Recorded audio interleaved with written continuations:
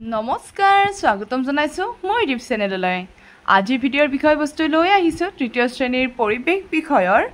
আহিবলগীয়া পৰীক্ষাৰ সম্ভাৱ্য কিছুমান প্ৰশ্নলৈ যিবোৰৰ উত্তৰসহ আলোচনা কৰা হ'ব যদি এই ভিডিঅ'টো চাই ভাল লাগে তেন্তে লাইক কমেন্ট শেয়াৰ কৰিব আৰু যদি মোৰ চেনেললৈ নতুনকৈ আহিছে তেতিয়াহ'লে সাবস্ক্ৰাইব কৰিবলৈ নাপাহৰিব কেইদিনমান আগত মই ইংৰাজীৰ প্ৰশ্নকাকত এখন অৰ্থাৎ সম্ভাৱ্য প্ৰশ্নৰে এখন ইংৰাজী প্ৰশ্নকাকতো তৈয়াৰ কৰিছিলোঁ আৰু তাৰেও ভিডিঅ' এই চেনেলটোৰ জৰিয়তে দিয়া আছে আপোনালোকক লিংকটো মই ডেসক্ৰিপচনত দি থৈ দিছো আপোনালোকে চাই ল'ব পাৰিব ঠিক আছে এতিয়া আহকচোন আমি আজিৰ এই ভিডিঅ'টো আৰম্ভ কৰোঁ এতিয়া প্ৰথম প্ৰশ্নটো ৰখা হৈছে যে তলত দিয়া প্ৰশ্নসমূহৰ উত্তৰ দিয়া আৰু প্ৰত্যেকটো প্ৰশ্নৰ এককৈ দিয়া আছে আৰু 10টা প্ৰশ্ন দিয়া আছে 10টাত এককৈ থাকিলে কিমান থাকিব 10 থাকিব হয়নে এতিয়া প্ৰথম প্ৰশ্নটো লিখিছো যে একক পৰিয়ালত কোন কোন সদস্য থাকে ইয়াৰ উত্তৰটো লিখা হৈছে যে একক পৰিয়ালত মাক দেউতাক আৰু তেওঁলোকৰ ল'ৰা ছোৱালী থাকে তাৰ পিছত খ প্ৰশ্নটো লিখা হৈছে চকলেটৰ বাকলি পেলাবলৈ কেনেকুৱা ৰঙৰ ডাষ্টবিন ব্যৱহাৰ কৰিব লাগে উত্তৰ হ'ব চকলেটৰ বাকলি পেলাবলৈ নীলা ৰঙৰ ডাষ্টবিন ব্যৱহাৰ কৰিব লাগে তাৰ পিছত গ প্ৰশ্নটো আইন শৃংখলা ৰক্ষাৰ বাবে থকা অনুষ্ঠানটোৰ নাম কি উত্তৰ হ'ব আইন শৃংখলা ৰক্ষাৰ বাবে থকা অনুষ্ঠানটোৰ নাম হ'ল আৰক্ষী চকী খ প্ৰশ্নটো খ্ৰীষ্টিয়ান ধৰ্মৰ লোকসকলে উপাসনা কৰা ধৰ্মীয় অনুষ্ঠানটোৰ নাম কি ইয়াৰ উত্তৰ হ'ব খ্ৰীষ্টিয়ান ধৰ্মৰ লোকসকলে উপাসনা কৰা ধৰ্মীয় অনুষ্ঠানটোৰ নাম হ'ল গীৰ্জা ঘৰ তাৰ পিছত উঙ প্ৰশ্নটো ইছলাম ধৰ্মীয় লোকসকলে পালন কৰা এটা উৎসৱৰ নাম লিখা উত্তৰ ইছলাম ধৰ্মীয় লোকসকলে পালন কৰা এটা উৎসৱৰ নাম হ'ল ঈদ তাৰ পিছত প্ৰথম প্ৰশ্নটো লিখা হৈছে ডাকঘৰৰ চিঠিপত্ৰ বিলোৱা মানুহজনক কি বোলে উত্তৰ হ'ব ডাকঘৰৰ চিঠিপত্ৰ বিলোৱা মানুহজনক ডাকুৱাল বোলে তাৰ পিছৰ প্ৰশ্নটো ৰখা হৈছে যে খ্ৰীষ্টিয়ান ধৰ্মাৱলী লোকসকলে পালন কৰা প্ৰধান উৎসৱটোৰ নাম কি আৰু ইয়াৰ উত্তৰ লিখিছো বৰদিন সম্পূৰ্ণ বাক্যত আমি এনেধৰণে লিখিব পাৰো যে খ্ৰীষ্টিয়ান ধৰ্মাৱলী লোকসকলে পালন কৰা প্ৰধান উৎসৱটোৰ নাম হ'ল বৰদিন যেহেতু প্ৰশ্নটোৰ পৰা আমি ধুনীয়াকৈ মিলাই লিখিব পাৰো হেয়ে মই ভাবিছো কেৱল মাত্ৰ উত্তৰটো লিখি থৈ দিও তাৰপিছত বৰ্গীয়া জটো লিখিছো জোনবিল মেলাখন কোনখন জিলাত পতা হয় উত্তৰ হ'ব জোনবিল মেলাখন মৰিগাঁও জিলাত পতা হয় ভাৰতৰ ৰাষ্ট্ৰীয় সংগীতটো কিমান সময়ৰ ভিতৰত পৰিবেশন কৰিব লাগে ইয়াৰ উত্তৰ হ'ব ভাৰতৰ ৰাষ্ট্ৰীয় সংগীতটো 52 ছেকেণ্ডৰ ভিতৰত পৰিবেশন কৰিব লাগে তাৰ পিছত নিয়টো লিখা হৈছে ফলমূলৰ বাকলি কোনটো ৰঙৰ ডাষ্টবিনত পেলোৱা হয় ইয়াৰ উত্তৰটো লিখা হৈছে যে ফলমূলৰ বাকলি সেউজীয়া ৰঙৰ ডাষ্টবিনত পেলোৱা হয় তাৰ পিছত আমি 2 নম্বৰটো ৰাখিছো যে খালি ঠাই পূৰ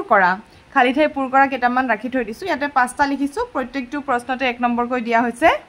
যদি 1 নম্বৰকৈ 5টা প্ৰশ্ন থাকে তেতিয়া হলে হ'ব 5 ঠিক আছে কটো লিখা আছে সূৰ্যটো সদায় ডেশ দিশত ওলাই তো ইয়াৰ উত্তৰটো আমাৰ কি লিখিব লাগিব পূব দিশত ওলাই ঠিক আছে যে সূৰ্যটো সদায় পূব দিশত ওলাই খটো পৰিয়ালৰ সদস্যসকলৰ মাজত ডেশ থাকিব লাগে উত্তৰ হ'ব পৰিয়ালৰ সদস্যসকলৰ মাজত মিলাপ্ৰীতি থাকিব লাগে তাৰ পিছত গ প্ৰশ্নটো দিয়া হৈছে মাৰ দেউতাকক ডেশ কয় উত্তৰ হ'ব মাৰ দেউতাকক ককা কয় খটো আমাৰ ৰাজ্যখনৰ নাম ডেশ আমাৰ ৰাজ্যখনৰ নাম অসম গাঁৱৰ মুখিয়াল গৰাকীক ডেশ বোলে উত্তৰ হ'ব গাঁৱৰ মুখিয়াল গৰাকীক গাঁওবুঢ়া বোলে আৰু 3 নম্বৰটো ৰখা হৈছে যে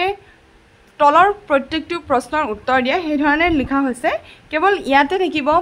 প্ৰতিটো প্ৰশ্নৰ বিনিময়ত 2 নম্বৰকৈ থাকিব ঠিক আছে আৰু ইয়াতে মই দি থৈ দিছো 5টা প্ৰশ্ন যদি 5টা প্ৰশ্নত 2 কৈ থাকে তেতিয়া হলে কিমান হ'ব 2 5 গুণ 10 হ'ব ঠিক আছে এতিয়া প্ৰথম প্ৰশ্নটো দিয়া হৈছে যে দুটা ধৰ্মীয় অনুষ্ঠানৰ নাম লিখা ইয়াৰ উত্তৰ হ'ব দুটা ধৰ্মীয় অনুষ্ঠানৰ নাম হ'ল দুৰ্গা পূজা আৰু ঈদ পৌৰসভা আৰু পৌৰ নিগমৰ গুৰিয়ালজনক কি বুলি কোৱা হয় ইয়াৰ উত্তৰ লিখা হৈছে যে পৌৰসভাৰ গুৰিয়ালজনক পৌৰপতি আৰু পৌৰ নিগমৰ গুৰিয়ালজনক মেয়ৰ বুলি কোৱা হয় এইটো মনত ৰাখিবলৈ চেষ্টা কৰিলে হ'ল আৰু এইটো প্ৰশ্ন আমি কি শিকিলো বা এনেকুৱা ধৰণৰ আছে নহয় মানে প্ৰশ্ন অনুশীলনী থকাৰ আগমুহূৰ্তত অকমান জানি থোৱা বুলি এনেকুৱা আছে তো এইখিনিৰ পৰা মই বনাই প্ৰশ্ন দিবলৈ চেষ্টা কৰিছো কি ঠিক আহিবও পাৰে হয় না নহয় তো তেনে ধৰণে সম্ভাৱ্য প্ৰশ্ন কিছুমান ৰাখিছো বাৰু এবাৰ নেক্সট লিখিছো খেতিৰ লগত জড়িত দুটা উৎসৱৰ নাম লিখা উত্তৰ লিখা হৈছে যে বহাগ বিহু আৰু কৰম পূজা ঠিক আছে যে খেতিৰ লগত জড়িত দুটা উৎসৱৰ নাম হ'ল বহাগ বিহু আৰু কৰম পূজা কোনে পালন কৰে চাহ বাগিচাৰ যি লোকসকল তেওঁলোকে পালন কৰে তাৰপিছত ঘ প্ৰশ্নটো ৰখা হৈছে যে দুটা ৰাষ্ট্ৰীয় দিৱসৰ নাম লিখা ইয়াৰ উত্তৰ হ'ব দুটা ৰাষ্ট্ৰীয় দিৱসৰ নাম হ'ল স্বাধীনতা দিৱস আৰু গণৰাজ্য দিৱস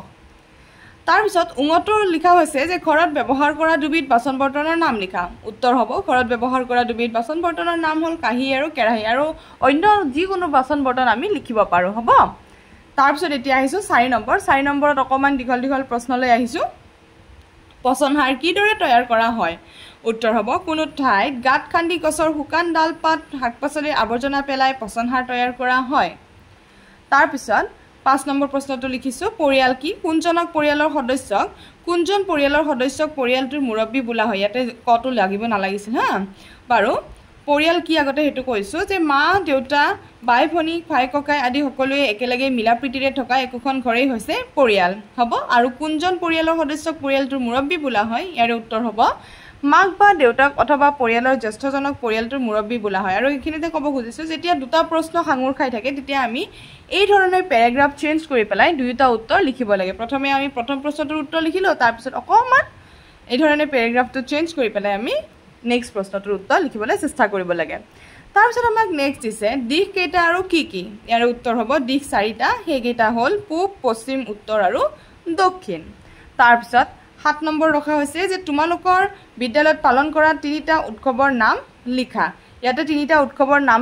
লিখিব দিয়া হৈছে মই এটা লিখিছো সৰস্বতী পূজা আৰু তোমালোকৰ বিদ্যালয়ত কি উৎসৱ পালন কৰা হয় তেনেকুৱা ধৰণৰ উৎসৱ দুটা লিখি দিব পাৰা ঠিক আছে মই সৰস্বতী পূজা লিখিছো আমি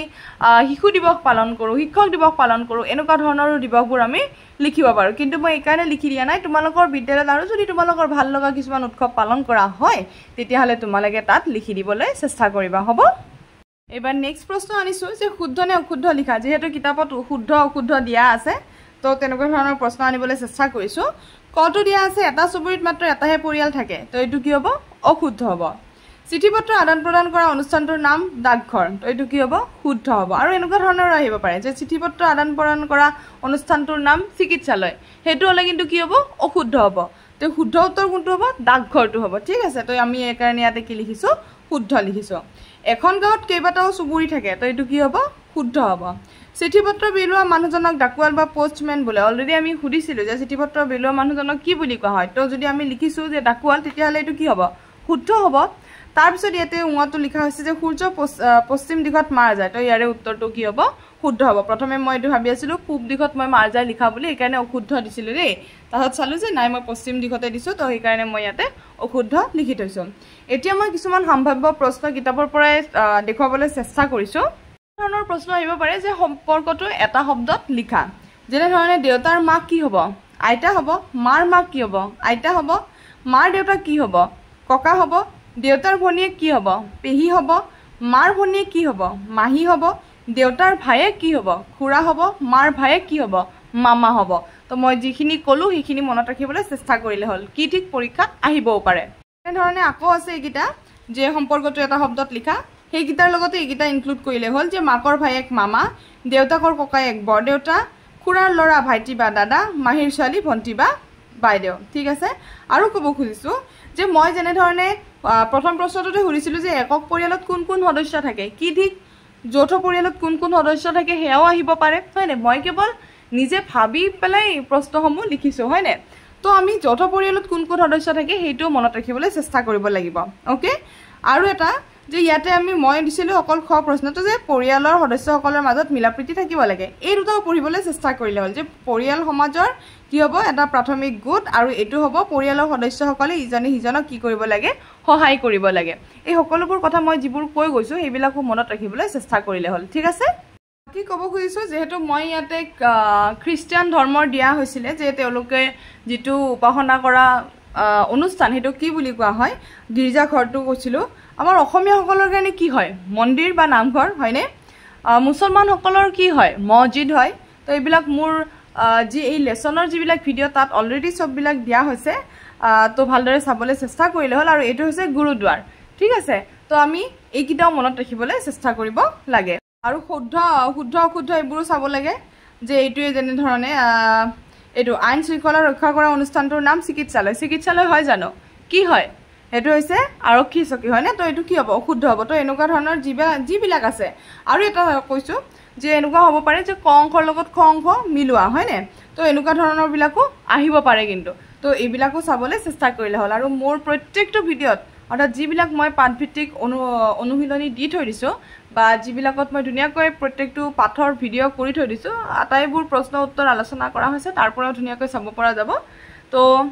এইখিনিয়ে আছিলে মোৰ মই ভাবি ওলোৱা কিছুমান সম্ভাৱ্য প্ৰশ্ন